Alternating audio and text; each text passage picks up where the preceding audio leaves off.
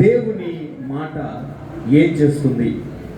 నిజం చెప్తున్నాను, ఈ రోజుల్లో చాలామంది వారి వారి జీవితాల్లో ఎన్నో శ్రమలు, ఇబ్బందులు, అవమానాల చేత ముందుకెళ్తూ ఉంటారు.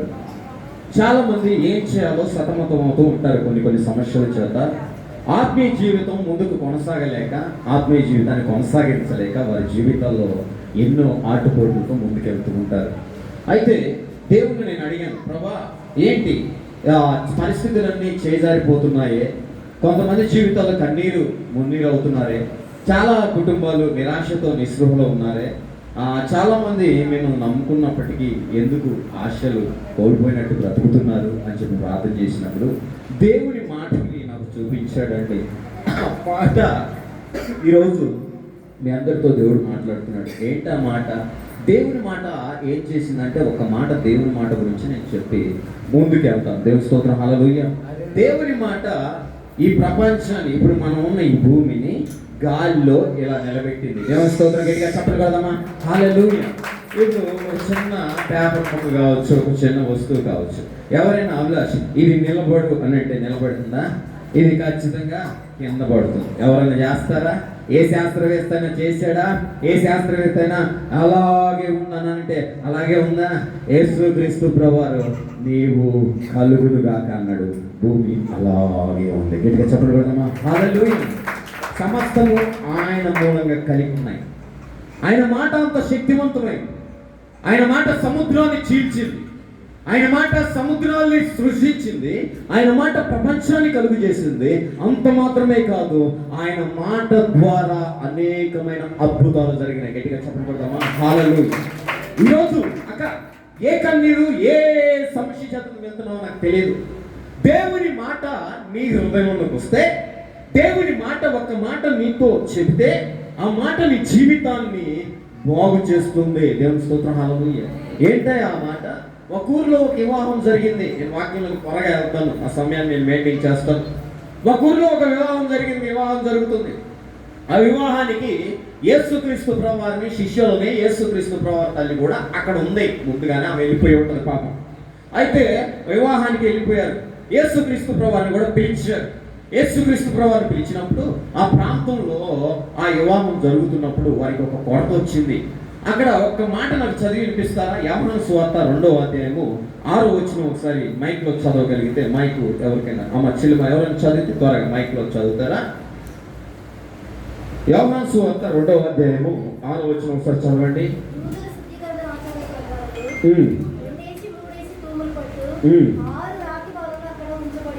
ఒకసారి 4వ వచనం. అమ్మా నాతో నీకేమి, నా సమయం ఇంకా రాలేదు ఆయనను. ఆయన తల్లి చెలిమ చదవాలి, మైక్లో చదవండి. ఆయన తల్లి ఆయన మీతో చెప్పింది చేయండి. దేవుని స్తోత్రం. చాలు, ఇక చూడండి, నా వైపు చూడండి. అమ్మ ఎక్కడ ఆలోచన చేయొద్దు, అయ్యో ఇంటికి వెళ్ళాలి లేట్ అవుతుంది, ఏమొద్దు, అటువంటి ఏం పెట్టుకోవద్దు. తమ్ముడు అభిలాష్ చూడండి, దేవుడు మనందరితో మాట్లాడుతున్నాడు, ఇంక్లూడింగ్ నాతో కూడా మాట్లాడుతున్నాడు. దేవుని స్తోత్రం, హల్లెలూయా. ఆయన మీతో చెప్పింది చేయండి అని అంటుంది. ఎవరైనా ఈ మాట చెప్తుంది అంటే యేసుక్రీస్తు ప్రభువారి యొక్క తల్లి. ఆయన మీతో ఏం చెప్పాడో అది చేయండి అని చెప్తుంది. ఆయన ఏం చెప్పాడు? అసలు ఆయన మాటలు ఏముంది? ఆయన చెప్పింది చేయండి అంటే ఆయన మాట వినండి అని చెప్తుంది. ఆయన మాట మనం వింటే, ఆయన మాట ఏదైతే చెప్తాడో ఆయన మాట మీరు వినండి అని చెప్పి తల్లి గారు చెప్తున్నారు. అసలు ఈ మరియమ్మ గారి దగ్గరికి నేను వెళ్ళానండి. ఏమన్నా ఎక్కడెక్కడ లేదు కదా అని అంటే, ఆ మరియమ్మ గారి గురించి నేను చదివాను. ఆమె గురించి ఎందుకు ఇలా అన్నదో అని చెప్పి ధ్యానం చేసినప్పుడు అక్కడ నేను గ్రహించింది ఏంటంటే, ఆయన మాటలో ఏముందో, ఆయన చెప్పింది చేస్తే ఏం జరుగుతుందో ఆమె గ్రహించింది. దేవుని స్తోత్రం, హల్లెలూయా. ఈ మరియమ్మ గారు ఆయన మీతో చెప్పింది చేయండి అని అంటే, ఆయన మాట చెబితే ఆ మాట చేయండి, అప్పుడు ఈ కుటుంబంలో అద్భుతం జరుగుతుంది అని చెప్పింది. దేవుని స్తోత్రం, హల్లెలూయా. అమలక ఆయన మనతో చెప్పింది మనం చేయాలి. ఆయన మాటలో ఏముంది అని చెప్పి నేను చూసినప్పుడు, ఇంత చక్కగా ఏం చెబుతుందే, ఈయన మాటలో ఏం దాగుంది, అసలు ఆయన మాట ఏం చేస్తుంది అసలు ఆయన మాట ఏమి చేస్తుందని చెప్పి నేను ధ్యానించినప్పుడు ఈ సబ్జెక్ట్ని మీ దగ్గరికి తీసుకొని వచ్చాను. దేవుని స్తోత్రం, హల్లెలూయా. ఆయన మాట ఏం చేస్తుంది అంశం, ఆయన మాట ఏం చేస్తుంది. దేవుని స్తోత్రం, హల్లెలూయా. ఆయన మాట మొట్టమొదటిగా ఏం చేస్తుందో ఒకసారి చూద్దామా. ఆయన మాట ఏం చేస్తుందంటే నిజంగా మొట్టమొదటిగా చెప్పే ముందు నేను ముందుకెళ్తా. ఈరోజు చాలా మంది అంటారు, అధికారులతో కావచ్చు, ఇంకా ఊర్లో వాళ్ళతో కావచ్చు. ఉదాహరణకి అమ్మలక్క ఉందనుకోండి, నేను అక్క కాబట్టి ఉదాహరణ తీసుకుంటున్నా. అమ్మ నువ్వు ఒక మాట చెప్పాక వాళ్ళు ఒప్పుకుంటారు అని చెప్పి ఎవరైనా అంటారు. ఎందుకంటే తనకున్న మంచితనాన్ని బట్టి కావచ్చు. ఇంకా అధికారులు ఎవరైనా ఉన్నారనుకో, ఎస్ఐ గారు ఇంకా ఎవరైనా ఉన్నారనుకో, వాళ్ళ దగ్గరికి వెళ్ళి సార్ ఒక మాట వాళ్ళతో చెప్పండి సార్, నువ్వు చెబితే అయిపోద్ది అని అంటారు. ఇంకా చెప్పాలంటే కొంతమంది పెద్దలు తీసుకొని ఒక మాట నువ్వు చెప్పాయా మా కొడుకు వింటాడు అని అంటారు. ఎందుకంటే వారి మాటకి విలువ ఉంది కాబట్టి నువ్వు జ్యోతి వింటారు అని అంటారు. కొన్నిసార్లు దేవుని చిత్తాన్ని బట్టి కొన్నిసార్లు స్నేహక కావచ్చు, ఇక్కడ ఉన్నవారు కొంతమంది భాష గారు నువ్వు చెప్పావా అది అయిపోతాయి. ఇవి చెప్పు మరి నువ్వు అన్నవా భాష అది జరిగింది, చేతిలో రూపాయి ఉంటుంది కానీ నువ్వు అన్నగా అది అయిపోద్ది, ఖచ్చితంగా జరిగింది అని. అంటే మనుషుని మాట ఇలా ఉంటే అక్కడ దేవుడి మాట చెబితే దేవుడు నీ సమస్యను చూస్తున్నాడు. దేవుడు నీ జీవితంలో జరుగుతుందో తెలుసు, ఆయనకి ఏం జరుగుతుందో తెలుసు, ఎలా ఉన్నామో తెలుసు, ఎటువంటి పరిస్థితుల్లో నడిపించబడుతున్నామో తెలుసు. అయితే దేవుడు ఒక్క మాట చెబితే ఆ పరిస్థితులు మార్చబడవా? గట్టిగా చెప్పబడమా హల్లెలూయా. ఆయన మాట చెప్పాలంతే. ఆయన మాట ఒక్క మాట నా కుమారుడా అని చెప్పి, లేదా నా ఒక్క మాట ఈ సమస్య తొలగిపో అని చెప్తే ఎంత అంటే మన ముందున్న సమస్యలు. ఈరోజు ఆత్మీయ జీవితంలో చాలా మంది ఈ మాటలు వింటున్న ప్రతి ఒక్కరితో దేవుడు మాట్లాడుతున్నాడు. ఆత్మీయ జీవితంలో చాలా మంది కృంగిపోతూ ఉంటారు. చాలా మంది వారి జీవితాన్ని ముందుకు నడిపించుకోలేక ఎంతో సతమతం అవుతూ ఉంటారు. ఇంకా మందిరానికి వెళ్ళి వేస్ట్ వ్యర్థమే అని అనుకుంటారు. కానీ నేను చెప్తున్నా, దేవుడు ఒక్క మాట చెప్తే నీ జీవితం బాగుపడుతుంది, మార్చబడుతుంది. గట్టిగా చెప్పగలుగుతాం హల్లెలూయా. బైబిల్ గ్రంథంలో నుంచి నేను త్వరగా ముందుకెళ్తాను, నా సమయాన్ని నేను మెయింటైన్ చేస్తాను. చూడండి, బైబిల్ గ్రంథం నుంచి నేను చదివాను అక్క, నేను కొంతమందిని తీసుకున్నా. ఆయన మాట కొన్ని జీవితాలకి ఏం చేసిందో మనం చూద్దాం. కొన్ని జీవితాలకి ఏం చేసిందంటే ఒకసారి చూస్తారా, ఒక ఆయన ఉన్నాడు. లూకా సువార్త 5వ అధ్యాయంలో 1 నుంచి 7 వరకు మనం చదువుకుంటే, చదవడానికి ఒకవేళ త్వరగా ఎవరైనా తీస్తే త్వరగా చదవగలరా? దేవుని వాక్యము వినుచు ఆయన మీద పడుచుండగా ఆయన గండశీలతో సరస్సు తీరమున నిలిచి ఆ సరస్సు తీరమునున్న 2 తోనెలను చూచెను. జానులను వాటిలో నుండి దిగి తమ మరణకు అడుగుచుండిరి. ఆయన దోణిలలో సీమోనుడైన ఒక దోణి ఎక్కి దాని నుండి కొంచెం త్రోయమని అతను అడిగి కూర్చుండి దోణి నుండి జనసమూహం బోధించుండెను. ఆయన బోధించడం సాధించిన తర్వాత, నీవు దోణిలో లోటు నడిపించి చేపలు పట్టుకుని నీ వలన వేయడని సీమోనుతో చెప్పగా, సీమోను 7 వాడ రాత్రి మేము ప్రయాసం పడుతుంది కానీ మాకేమి దొరకలేదు. ఆయనను ఈ మాట నాకు కావాలి, ఒకసారి చదివించచ్చు కదా. ఆయనను ఆ మాట చదవండి అక్క. ఆయనను మీ మాట చొప్పున నేను వలలు వేయకుండా ఆయనతో చెప్పాను. దేవునికి స్తోత్రం, హల్లెలూయా. ఈ మాట కోసమే అంతా చదివించాను. అక్కడ జరిగిన సందర్భం నేను మీకు ఎక్స్ప్లెయిన్ చేస్తాను. అక్కడ జాలంలో కొంతమంది ఉన్నారు. పేతురు గారు వారి సైన్యం ఉంది. పేతురు గారు పెద్ద జాలరి ఆయన. అయితే ఆయనకి చేపలు పడితేనే జీవితం గడుస్తుంది. చేపలు పట్టుకొని ఇంటికి పోయి అవి అమ్మి ఇంట్లో పోషణ చేసుకోవాలి. ఆర్థిక ఇబ్బందులు ఎన్నో పడతాడు. అయితే ఈ పేతురు గారు ఒక రోజు రాత్రంతా శ్రమ పడ్డాడంట, ఏమి దొరకలేదంట. అయితే యేసుక్రీస్తు ప్రభువారు పేతురును చూశాడు. యేసుక్రీస్తు ప్రభువారికి పేతురు యొక్క అవసరత తెలుసు. యేసుక్రీస్తు ప్రభువారికి పేతురులో ఏం జరుగుతుందో తెలుసు. పేతురు రాత్రంతా శ్రమ పడుతున్నాడని తెలుసు. నేను చెప్తున్నా, ఈ మాటలు వింటున్నా, మీతో దేవుడు మాట్లాడుతున్నాడు. పేతురు అంతరంగం చూసిన దేవుడు, పేతురు అవసరత చూసిన దేవుడు నీ అవసరత చూస్తున్నాడు. గట్టిగా చెప్పగలమా హల్లెలూయా. నీ అవసరత చూస్తున్నాడు. నీ జీవితంలో జరుగుతుంది ఏంటో తెలుసు. తెలుమా మన జీవితాలు ఎలా ఉన్నాయని తెలుసు. అయితే ఆయన పేతురుదైన ఒక దోణి ఎక్కి, పేతురు దోణిలో ఎక్కి అంటున్నాడు, కొద్దిగా లోపల పోనీయండి అయ్యా అన్నాడు. పోనిచ్చి కొద్దిగా లోతుకు పోయి కొద్దిగా మొలయండి అబ్బాయి, అక్కడ పడతాయి అన్నాడు. పేతురు గారు అన్నాడు, అయ్యా రాత్రంతా మేము శ్రమ పడ్డామయ్యా, మాకేమీ దొరకలేదుగా ఇక్కడ. నువ్వు వచ్చి చెబుతున్నావు, ఇక ఎందుకులే ప్రభువా, నిరాశగా ఉన్నాను నేను అని నిరాశ నిస్పృహలో ఉన్నాడు. దేవుని మాట పేతురు అన్నాడు, అయినా ఒకవేళ రాత్రంతా మీకు శ్రమ పడ్డా అయితే మళ్ళీ అయినా అంతక అయినా మేము నువ్వు చెబుతున్నావు కదా, నీ మాటకి నేను నిలుస్తున్నాను, నీ మాట చొప్పున వలలు వేస్తానన్నాడు. వారాలకు చేసి అక్కడ ఒక మాట ఉంటుంది చూడండి, 8వ వచనం 9వ వచనం ఒకసారి చదవండి.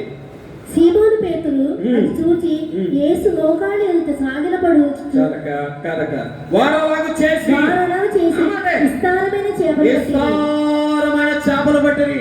అమ్మా ఎలాగ చేశాడు జ్యోతక, ఎలాగ చేశాడు చేసంటే వారు దేవుని మాట ప్రకారం చేసి విస్తారమైన చేపలు పట్టారు. అప్పుడు వారి కుటుంబంలో ఎంత ఆనందమో తెలుసా. పేతురు గారు వల వేసినప్పుడు ఆ వలలు పిగిలిపోయినాయి. నాకు చెప్పడానికి సమయం లేదు. వలలు పిగిలిపోతుండగా వేరే వాళ్ళకి సైగలు చేశారు. మాటలు రావట్లేదు. ఆయన చేసిన కార్యానికి గట్టిగా చెప్పలు కొడదామా? హల్లెలూయా. ఈ రోజు నీ జీవితంలో దేవుడు నీతో మాట్లాడుతున్నాడు. ఏ సమస్య చేతను ఉన్నా, ఎటువంటి ఇబ్బందుల చేతను సతమతమవుతున్నా, దేవుడు నీకు ఒక్క మాట చెబితే, ఆయన చేసిన కార్యం చూసినప్పుడు, ఆయన చేసిన అద్భుతం చూసినప్పుడు నీవు మాటలతో చెప్పలేవు సాక్ష్యము, నీవు సైగలు చేసి చెప్తావు. నీవు ఎలా చెప్తావు తెలుసా? ఇక అది చెప్పడానికి కూడా కన్నీరు మున్నీరు ఆనంద బాష్పాలతో చెప్పగలుగుతావు. పేతురు గారు ఆయన మాట చొప్పున చేసి సైగలు చేసి ఇతను పిలిచాడు. దేవుని స్తోత్రం. హల్లెలూయా. చిలమా ఈ మాటలు వింటున్నా తమ్ముడా, బ్రదర్స్, దేవుడు నీ జీవితంలో ఒక్క మాట చెప్తే ఎన్నో రాత్రులు నిద్ర లేని రాత్రులు చాలా మంది గడుపుతూ ఉండవచ్చు.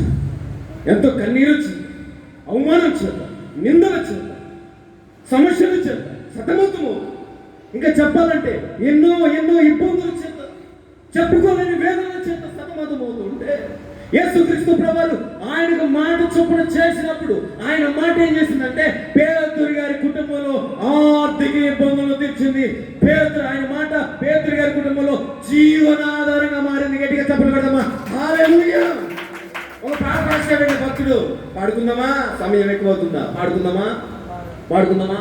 నీ మాట చాలయ్యా, నీ చూపు చాలయ్యా, నీ తోడు చాలయ్యా, నీ నీడ చాలయ్యా.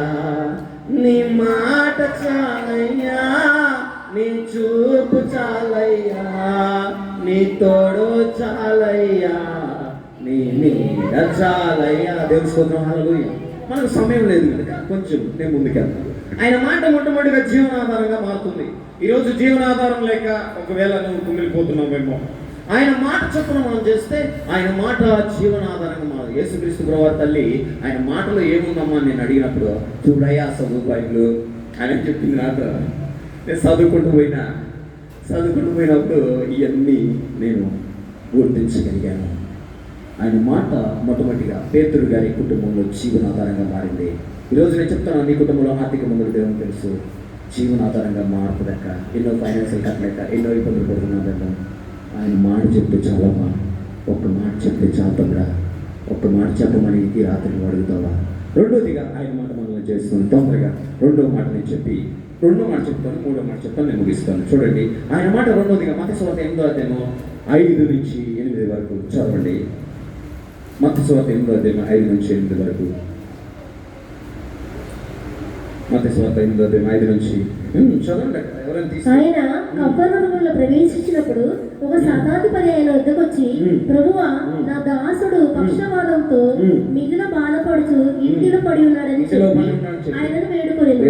యేసు నేను వచ్చి వారిని స్వస్థపరచుటకు ఆయనతో చెప్పగా ఆ శతాధిపతి, ప్రభువా, నీవు నా ఇంటిలోనికి వచ్చుటకు నేను ఏ పాత్రను కాను, నీవు మాట మాత్రం సెలవునిమ్ము.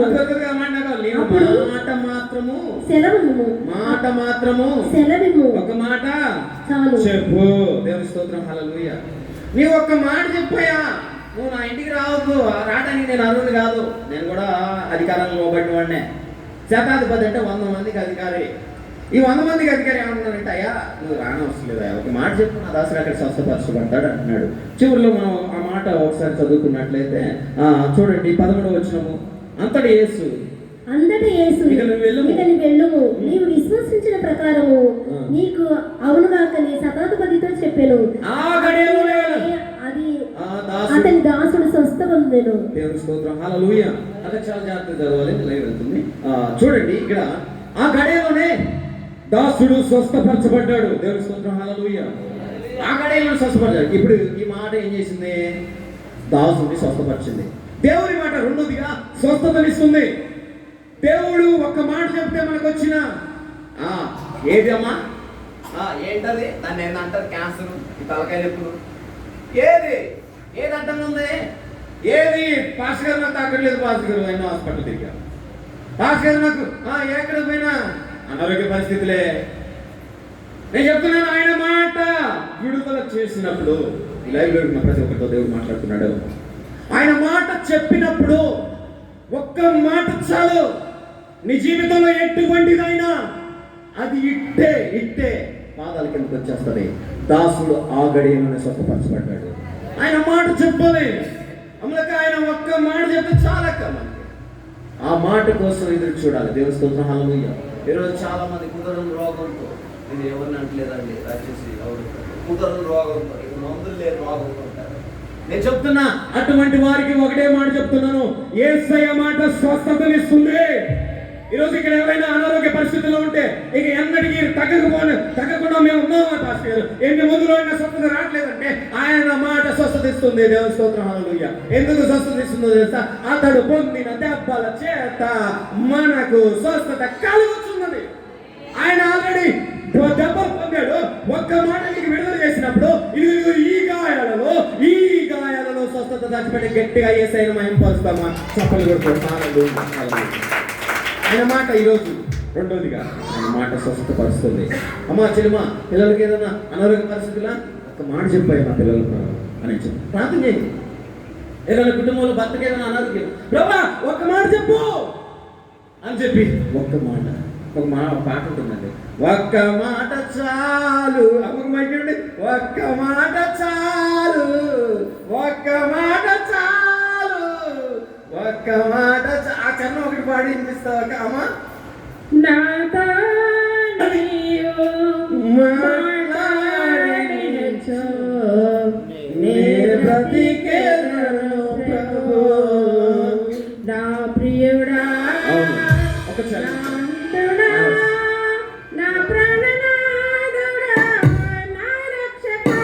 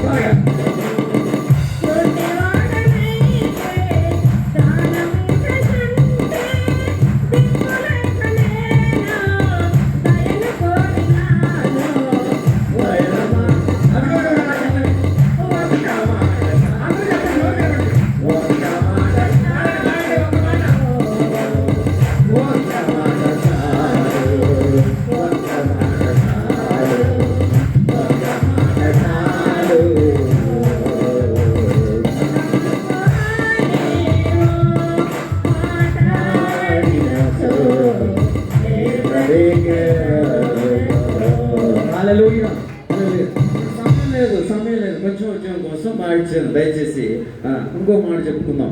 ఆయన మాట రెండోదిగా స్వస్థపరుస్తుంది. ఏజక్క స్వస్థతనిస్తుంది ఆయన మాట.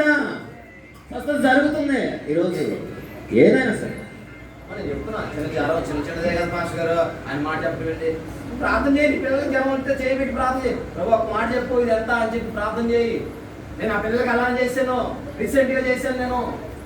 నేను చెప్తున్నాను, చిన్న సాక్ష్యం చెప్తున్నా.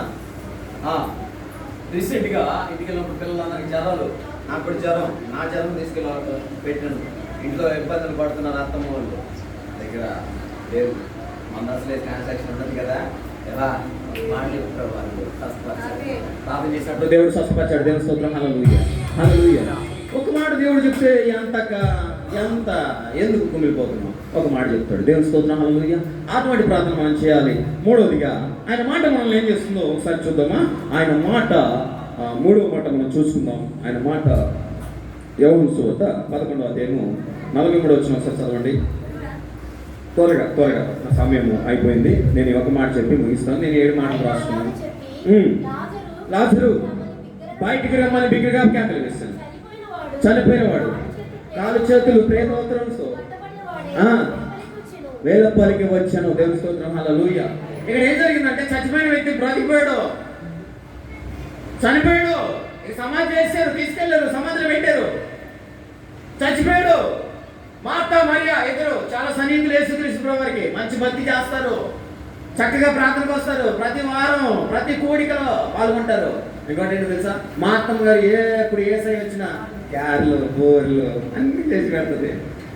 ఇక నాకు కూడా సన్నిహితులు చాలా మంది, నేను ఇల్లు అన్న ఇది ఒక్కటి తిను, మరి అయితే నేను విజయక్కని ఎందుకు అంటున్నానంటే ఆ ప్రేమను చూశాను. ఆశలు తినాల్సిందే అంతే, వద్దక్క అని బతలాంటి కానీ తను చేస్తూనే ఉంటుంది.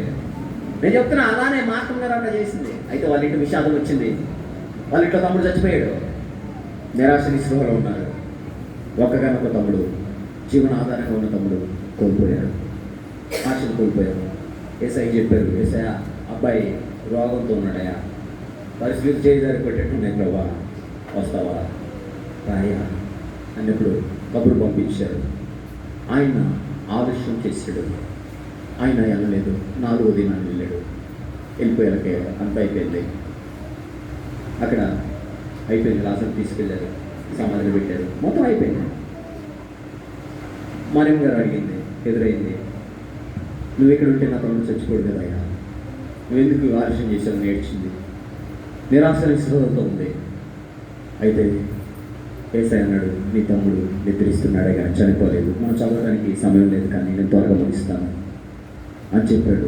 వెళ్ళాడు, ఎక్కడమ్మా అని చెప్పి వెళ్ళాడు. రచనమ్మా ఎక్కడమ్మా అని చెప్పంటే తీసుకెళ్ళారు అక్కడికి. అక్కడ పోయి నిల్చొని ఆయన అంటున్నాడు, లాజరు బయటికి రా, బయటికి రా లాజరు.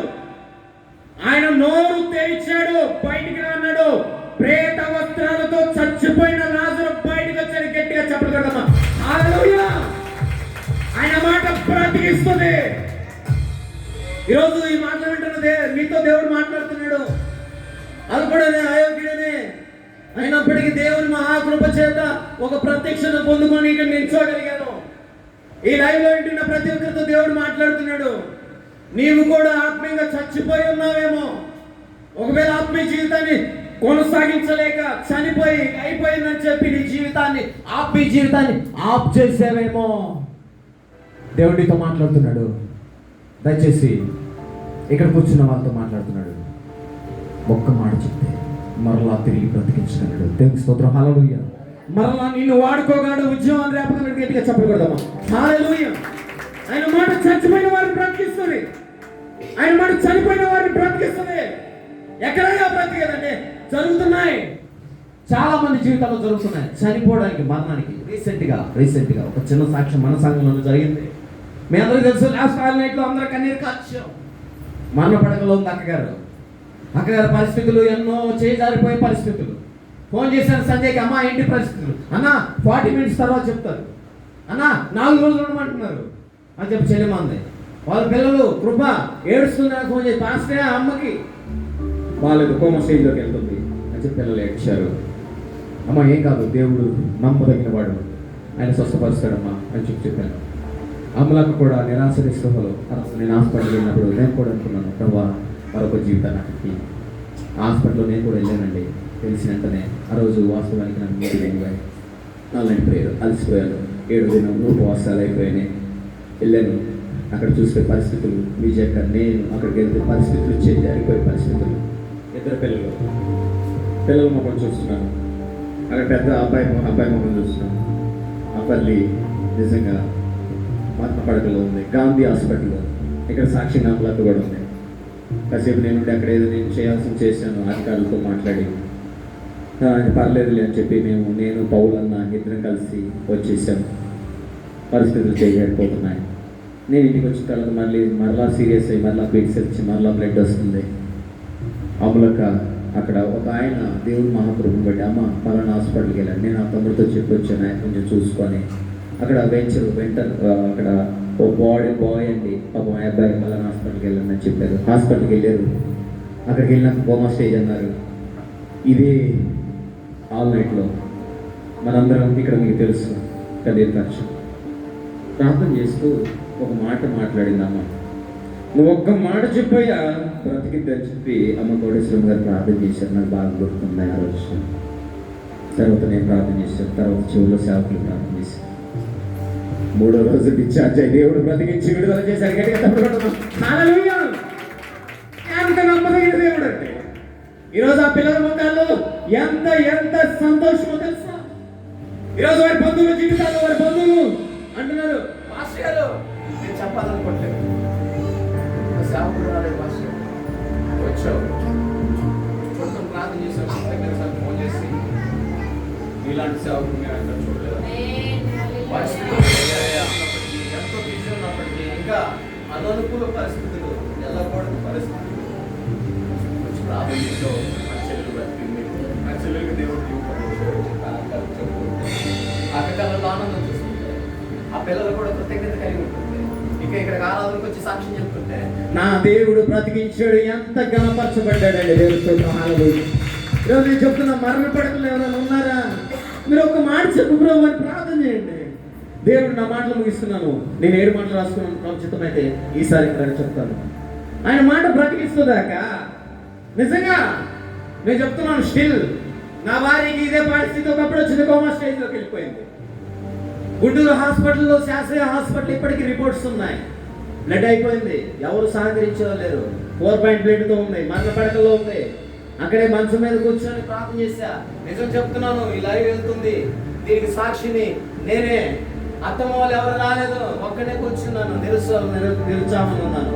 కనీసం బ్లడ్ ప్యాకెట్ కొనుక్కోవడానికి కూడా అమౌంట్ లేదు. ఒక అక్క ఫోన్ చేసి అక్కని అడిగాను, అయ్యా నేను పంపిస్తున్నాను, నాకు నువ్వు మళ్ళీ ఇవ్వని అవసరం లేదని చెప్పి అక్క సహాయం చేశారు. బ్లడ్ ప్యాకెట్లు తెచ్చాం. ఆ బ్లడ్ వాళ్ళు కూడా ఉపయోగం లేదు. కోమా స్టేజ్కి వెళ్ళిపోతుంది పాస్టర్ గారు. అక్కడ కూర్చున్నాను, పిల్లలు కూడా అక్కడే ఉన్నారు. తర్వాత అత్తమ్మలు ఇదంతా తెలిసి వచ్చారు, కానీ పెట్టగలిగి కూడా పెట్టలేదు. కనీసం నేను అక్కడ కూర్చొని ప్రార్థన చేశాను, ప్రభా నువ్వు ఒక మాట చెప్పు, నా భార్య బ్రతికించబడుతుంది. కానీ మీ అందరికీ తెలుసు. అక్కడ చూసుకుంటూ అదే రోజు ఆదివారం వచ్చింది. అమ్మాయి ఆ పరిస్థితుల్లో దేవుడు నన్ను పరీక్షించాడు. ఏం చేస్తాడో చూద్దామని ఆదివారం బ్లడ్ ఎక్కించాలి. నేను అక్కడ ఉండాలి. నా అవసరం ఎంత అవసరం. అత్తమ్మకి ఏం తెలియదు, అత్తమ్మ ఒకటే వచ్చిన హాస్పిటల్కి ఏం తెలియదు. దేవుడు నన్ను పరీక్షించాడు. నేను ఆయన చేతిలో అప్పచెప్పి, ప్రభా ఈ అమ్మాయిని చేతికి అప్పగిస్తున్నా, నేను అక్కడ సేవ జరిగించాలి. బాలాజీనగర్లో సేవ స్టార్ట్ చేశాను. తొరుపుల్లో ఒక్క యవనస్తుల కోసం నేను వెళ్తున్నాను ప్రభా. అమ్మాయి కూడా ఏడ్చింది, వద్దు బాబా వెళ్ళకు, ఎవరికని చెప్పే అంతే. లేదమ్మా వెళ్ళాలి. ఎంతమంది ఉన్నారు అక్కడ వెళ్ళడానికి అని చెప్పి అరిశారు. లేదు ఎంతమంది ఉన్నా వెళ్తానని చెప్పి ఆయన పని కోసం నేను అడుగు పెట్టాను. ఆయన చేతులు ఉన్న భార్యను అప్పగించాను. నువ్వు ఏదైనా చూసుకో ప్రభా. రూపాయి లేదు అతను కాడ బ్లడ్ ఎక్కిస్తున్నాడు. అక్కడ నా అవసరం. ఆ రోజు ఉదయం, ఆ రోజు నైట్ నేను ఎక్కి, శనివారం నైట్ ఎక్కి తెల్లారి 8 గంటలకి దిగి మళ్ళీ ఇక్కడికి వచ్చి ఆరాధన జరిగించాను. ఆరాధన జరిగించిన తర్వాత దేవుని కృపను బట్టి కొరకపల్లి వెళ్ళి అక్కడ పరిచయం జరిగించి వచ్చిన తర్వాత దేవుని మహాకృపను బట్టి కోమా స్టేజ్ లేదు, ఏమి లేదు. తెల్లారి డిశ్చార్జ్ చేశారు. దేవుని స్తోత్రం, హల్లెలూయా. ఆయన నమ్మదగిన దేవుడు, ఆయన నమ్మకమైన దేవుడు. ఆ దేవుడిని నేను ప్రకటిస్తున్నా. ఆయన నమ్మదగిన దేవుడు. ఈ రోజు ఎంతో మంది మరణ పడకలో ఉండి ఉండవచ్చు. ఒక్క మాట నువ్వు చెప్పని ప్రార్థన చేస్తే, ప్రార్థన చేయడానికి చిన్న పిల్లడు అనీష్ నా దగ్గరికి రా. ఆ ప్రార్థన చేయడానికి పెద్ద పెద్ద ఆత్మీయులు అవసరం లేదు. నేను చెప్తున్నా, ఇదిగో అనీష్, ఈ అబ్బాయి ప్రార్థన చేసిన, ప్రభువా ఒక్క మాట చెప్పు, పలానా వాళ్ళ హాస్పిటల్లో ఉన్నారు ప్రభా, ఒక్క మాట నువ్వు చెప్పు అని చెప్తే ఈ పిల్లడు ప్రార్థన ఆలకించి అంత ప్రేమమైన ఎంత చిన్న పిల్లడి మాట విన్న దేవుడు. నువ్వు భక్తి చేస్తున్నావు, నీ మాట వినడా? నువ్వు ప్రయాసపడుతున్నావు, నీ మాట, నీ ప్రార్థన ఎందుకు నేను ఉత్సాహపడుతున్నావు? స్నేహక ఒక మాట చెప్తే ఆయన స్వస్థతని కూడా ఒక మాట చెప్పండి. ఇదిగో చిన్న పిల్లల ప్రార్థన కూడా ఆలకించే దేవుడు అంటాడు. ఒక మాట చెప్తే ఏమైంది? చెప్పండి ఒక మాట చెప్తారా? దయచేసి నేను కంక్లూజన్కి వస్తున్నాను. దయచేసి తమ్ముడా, నేనేదో మెప్పు కోసం, ప్రభు కోసం, ప్రజల కోసం నేను నిలబడ్డాను. నా అవసరాలు అక్కడ పక్కన పెట్టి నా ప్రత్యక్షత కోసం నిద్ర ఆగారాలు మానుకొని, పౌలు గారు అంటారు, మీకోసం నేను పెరుగుద్ది తిన్నాను, మీకోసం నేను శ్రమలు పడుతున్నాను, మీకోసం అంటారు. సంఘం కోసం కనీసం నా వ్యక్తిగత సంతోషాలను, సుఖాలు కూడా వదులుకొని దేవుని సన్నిధిలో కూర్చొని లిఖించిన మాటలు ఇవి. ఈ మాటలో జీవం ఉంది. దేవుడు ఈరోజు నేను నీకు చెప్తున్నాను, యేసయ్య మాట నీ కుటుంబంలో ఉంటే అంతా సుఖమే కదా. ఇంకా చెప్పాలంటే కింద ఉన్న మాటలు చాలా బాగుంటాయి. యేసయ్య మాట, తమ్ముడా మనవరు, యేసయ్య ఒక మాట చెప్తే ఎంత నాన్న, యేసయ్య ఒక మాట చెప్తే ఎంత మన బలం. అదైతుంది, ఇదైతుంది, అదైతుంది, ఇదైతుంది, అదైతుంది, ఇదైతుంది, ఏది కాదు, ఏది కాదు, ఆయన దాటిపోదు. చివరిగా నేను ఒక మాట చెప్తున్నాను, తమ్ముడు కొంచెం తగ్గించు. చివరిగా ఒక మాట చెప్తున్నాను, ఇక్కడ కూర్చున్న వారిలో తమ్ముడు తమ్ముడు ఒక్కసారి నా మాట ఏంటంటే, అమ్మ అల్పుడిని అయ్యబడి దయచేసి చిన్నగా ఉదయకాలం లేచి, ప్రభా నీ పిల్లల కొరకు ఒక్క మాట చెప్పాయా నా పిల్లల భవిష్యత్తు. ప్రభా మా భర్త మారట్లేదు, నువ్వు ఒక మాట చెప్పు, తాగు నుంచి విడుదల పొందుతాడు. లేదా ప్రభా ఫలానా అవసరం ఉంది, ఇదయ్యా ఒక మాట చెప్తావా చెప్పి కన్నీరు కాస్తే ఆ ఒక్క మాట ఆయన చెప్పడం మొదలు పెడితే నీ జీవితంలో ఒక్క మాట ఏమవుతుందో తెలుసు. ఆ ఒక్క మాట నీ జీవితంలో సైకిల్ చేస్తుంది. ఆ ఒక్క మాట నీ జీవితంలో సంపూర్ణమైన స్వస్థతనిస్తుంది. ఆ ఒక్క మాట నీ జీవితంలో జీవనాధారంగా మారుతుంది. దయచేసి ఇక్కడ కూర్చున్న మీ అందరితో దయచేసి రెండు చేతులతో చెప్తున్నాను, ఆయన నమ్మదగిన దేవుడు అండి. ఆయన విడిచిపెట్టద్దు, ఆయన విడిచిపెట్టద్దు. చూడమని నేను అనుభవించి చెప్తున్నాను. పరిస్థితులు చేంజ్ అయిపోతున్నట్టే ఉంటాయి. ఒక మాట చెప్తావు ప్రభు అని అడుగుతారా, వాడగలిగితే ఒక్క మాట మనం ఒక్క మాట చెప్పగలిగితే దేవుడు నిన్ను ఆ ఒక్క మాట ద్వారా నీ పరిస్థితులు మార్చగలడు. గట్టిగా చెప్పలు కూడా మహాదేవుడు. చిన్న ప్రార్థన మనం చేస్తున్నామా, నా సమయం అయిపోయింది, అనుకున్న సమయానికి ముగించాను. నీలో మూట లేయగలిగిన వాళ్ళేయండి. ఎవరు అశ్రద్ధతో ఉండద్దు. నీలో ఆసక్తి ఎంతో మనకు తెలియదు. ఒక్క మాట చెప్పు ప్రభా అని చెప్పి, ఒక్క మాట చెప్పు ప్రభా అని చెప్పి అదే మాట ప్రార్థన చేద్దాం. ఎవరు అశ్రద్ధతో ఉండద్దు. కళ్ళు మూసుకొని దేవుణ్ణి ఒక్క మాట చెప్పు ప్రభా, నీ సమస్య అమ్మ నేను ముగిస్తాను, ఏది ఉందో నాకు తెలియదు. ఒక మాట నీకు అవకాశం వచ్చింది దేవుని సన్నిధిలో. అక్క దయచేసి ఫ్రెండ్స్, ఇంకా దయచేసి ఒక మాట చెప్పు ప్రభా. అక్క ఏకీభవించండి, చెల్లెమ్మ ఏకీభవించండి. నువ్వు ఒక మాట చెబుతావా అయ్యా, నువ్వు ఒక మాట చెబుతావా అయ్యా అని చెప్తావా. అప్పుడు నువ్వు ఒక మాట చెప్తావా, నువ్వు ఒక మాట చెప్తావా ఏసయ్యా నాతో. అయ్యా నా జీవితంలో ఒక మాట చెప్పు. అదే మాట అడగండి అమ్మ, అదే మాట అడగండి అమ్మ, అదే మాట అడగండి చెల్లెమ్మ, అదే మాట అడగండి నాన్న, అదే మాట అమ్మాయి అన్న, అదే మాట అడగండి నాన్న, అదే మాట ఎస్ ఎస్ ఎస్ ఎస్. దయచేసి అవును అవును అవును అవును అవును అవును అవును ఎస్ ఎస్.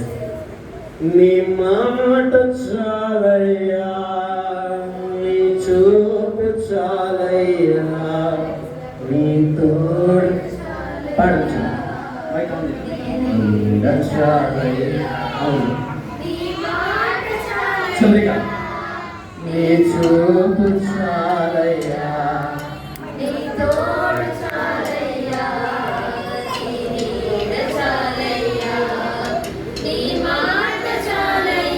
పాడండి. నీ తోడు చాలు, అదే మాట. నీ నీడ చాలయ్యా, నీ మాట చాలయ్యా, అదే మాట. కొద్ది నిమిషాలు దయచేసి. ఆయన మాట చెప్తే నీ భర్త మార్చబడతాడు.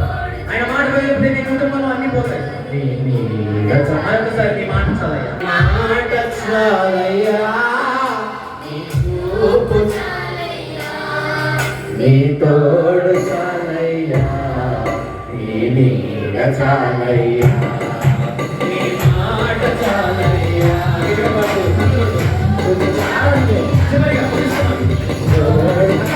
నువ్వు ప్రార్థన చేస్తుంది, ఈరోజు ఆయన మాట నీకు చేస్తుంది. నీ మాట చాలయ్యా, నీ చూపు చాలయ్యా, నీ తోడు చాలయ్యా, నీ మాట చాలయ్యా, నీ చూపు చాలయ్యా, నీ తోడు చాలయ్యా,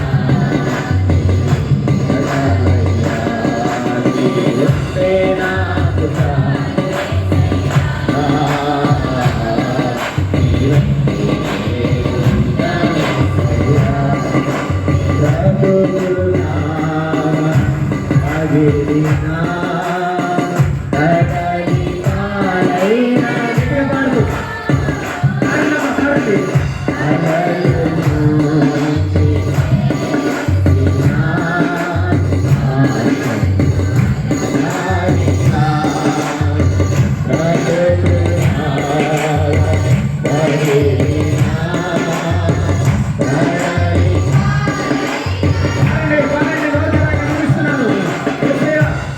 హల్లెలూయా